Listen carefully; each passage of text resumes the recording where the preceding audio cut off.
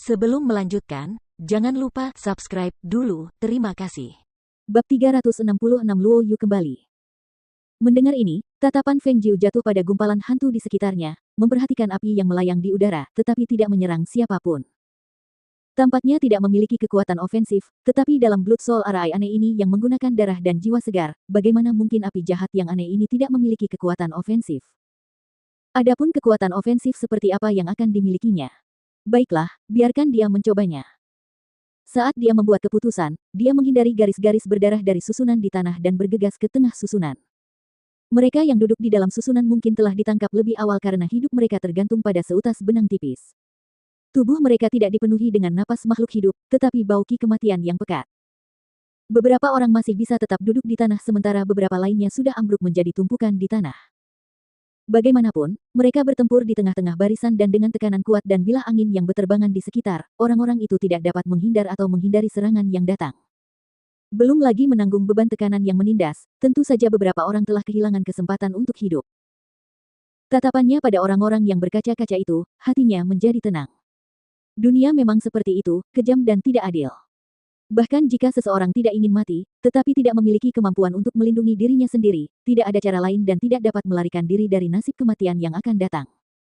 Hah! Kau bahkan berani berpikir untuk menghancurkan Blood Soul Araiku.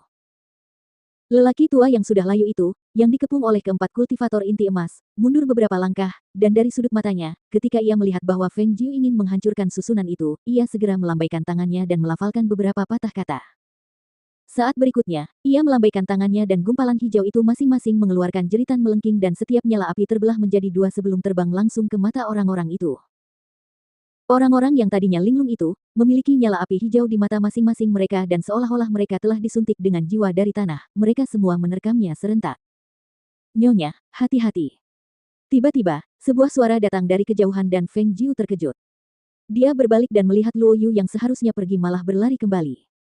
Ekspresinya menjadi gelap saat dia berkata dengan gelisah, bukankah aku memintamu untuk pergi? Kenapa kamu kembali? Jangan bilang kamu tidak takut mati. Dia telah berusaha keras untuk menyelamatkannya, tetapi dia telah melepaskan kesempatan untuk bertahan hidup dan lari kembali. Itu membuatnya sangat marah. Luo Yu tersenyum padanya sambil mengangkat tangannya yang memegang sesuatu dan berteriak menjawab, Nyonya, saya kembali untuk membantu.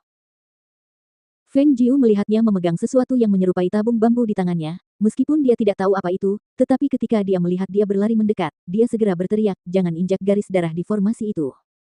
Baiklah. Dia berteriak membalas dan saat dia bergegas ke arahnya, dia melihat bahwa dia telah berbalik untuk menghadapi orang-orang yang mengelilinginya. Dia segera menyalakan tabung bambu dan berteriak, Nyonya, cepat. Minggir. Begitu dia selesai berbicara, sebuah tabung bambu di tangannya dilemparkan ke depan Feng Jiu. Pada saat yang sama, dia juga melemparkan tabung bambu lainnya ke arah orang-orang yang sedang berkelahi. Feng Jiu hanya melihat percikan api dan bau belerang memenuhi udara. Saat menciumnya, dia tertegun sejenak dan segera mundur.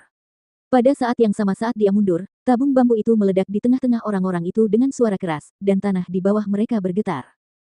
Batuk-batuk. Dia melangkah mundur dan terbatuk beberapa kali karena asap. Dia terkejut dan bertanya-tanya dari mana Luo Yu mendapatkan bahan peledak ini. Ledakan.